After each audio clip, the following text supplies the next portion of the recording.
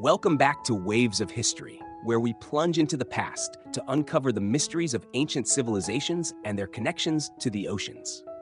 I'm your host, Johnny Wave, and today we're diving deep into one of the most enduring legends of all time, Atlantis, the lost city beneath the waves. But before we set sail, make sure to subscribe to the channel and hit that notification bell. Trust me, you won't want to miss this fascinating journey as we separate fact from fiction about Atlantis. Now let's begin. Atlantis. The name alone conjures images of a majestic city filled with advanced technology, lost to the depths of the ocean in a single catastrophic event. But where did this legend come from? And is there any truth to it? Or is it just an ancient bedtime story?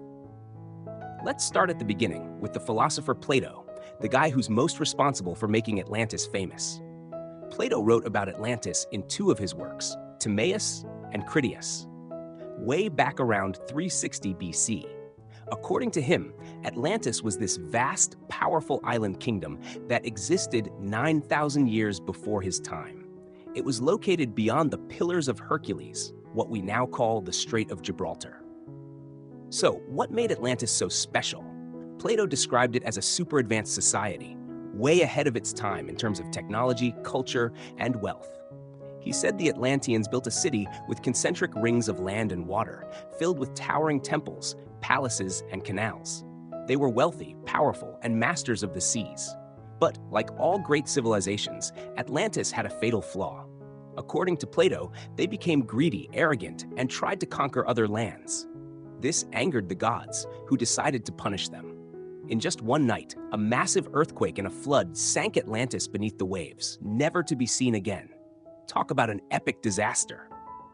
Now, here's where things get interesting. Scholars and adventurers have been trying to find Atlantis for centuries.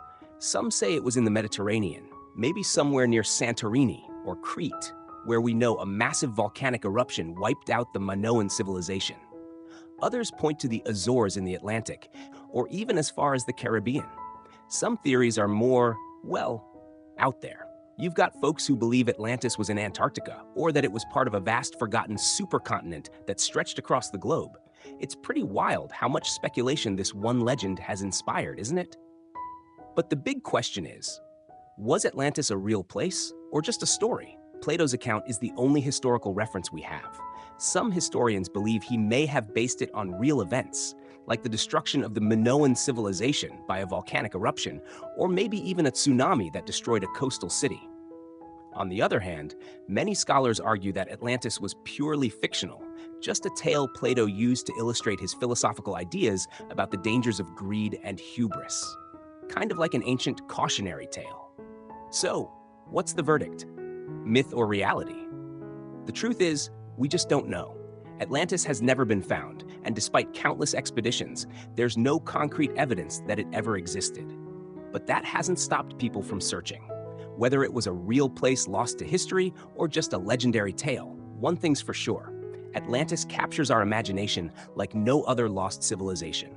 And who knows, with only about 20% of our oceans fully explored, maybe one day we'll stumble across the ruins of Atlantis lying at the bottom of the sea.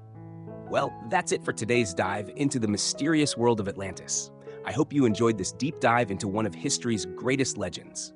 If you did, don't forget to subscribe to Waves of History, hit that like button, and leave a comment telling me what you think.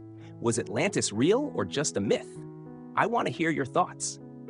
Next time, we'll explore the mysteries of ancient sunken cities. Yes, actual underwater cities that have been discovered around the world. It's going to be an exciting journey, so stay tuned. Until then, keep exploring the deep, and I'll see you on the next wave.